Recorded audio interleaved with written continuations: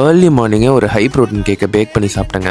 அதுக்கப்புறம் நம்ம ஃப்ரெண்டு சோலுக்கு கூப்பிட்டு போய் சாப்பிட்ணுன்னு அடம் பிடிச்சாரு. சரி ஓகே, நானும் போய் சாப்பிடாம உட்காந்துட்டு இருந்தேன். அங்கேருந்து கிளம்பி கத்திப்பாறையில் போய் இருக்கிற குரங்க சேட்டையெல்லாம் நம்ம நண்பர்கள் பண்ணாங்க. அர்பன் ஸ்கொயரே அதிர்ற அளவுக்கு இவங்க பண்ண சேட்டெல்லாம் இருந்துச்சு கைஸ். கடைசியாக அர்பன் ஸ்கொயரில் ஒரு போசிங்கை போட்டு பிளாக் காஃபி குடிக்க போயிட்டோங்க. நம்ம ஃப்ரெண்ட்ஸ் எல்லாருக்கும் பாய் சொல்லிட்டு நேராக ஜிம்மில் வந்து புஷ் டேவை போட ஆரம்பிச்சிட்டாங்க. இன்றைக்கி ஹெவி வெயிட்டில் எல்லா செஸ்ட் ஒர்க் வச்சு தரமாக போட்டு முடிக்கலான்னு ஒரு பிளானோட வந்தேன்.